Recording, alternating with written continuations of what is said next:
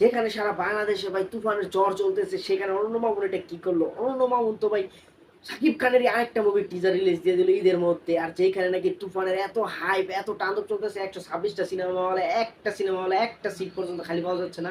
এবং অনেকেই কিন্তু এই সিনেমা হলের মুভি গিয়ে দাঁড়িয়ে দাঁড়িয়ে দেখতেছে, যেখানে একটু ফাঁকা পাচ্ছে সেখানে দাঁড়িয়ে দেখতেছে। আমাদের কাশপুরের চাঁদমল সিনেমা হলে ভাই যারা গেছেন তারাই বলতে পারবেন, সেখানে ভাই একটু পরিমাণে জায়গা নাই, সেখানে দাঁড়িয়ে দাঁড়িয়ে অনেকে মুভি দেখতেছে। তো চিন্তা করে দেখুন কত হাইপ। এই হাইপের মধ্যে মনে করেন অনন্য মামুন আমাদের সাকিব খানের আরেকটা মুভির টিজার দিয়ে দিল। আর মুভিটার টিজার হলো কি জানেন?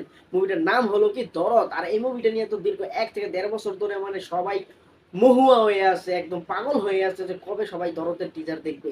আর এই সময় ঈদের মধ্যেই অনন্য মামুন এই কাজটা করে দিল। তো অনন্য মামুন কাজটা ভুল করলো না ঠিক করলো সেটা আপনারা জানাবেন।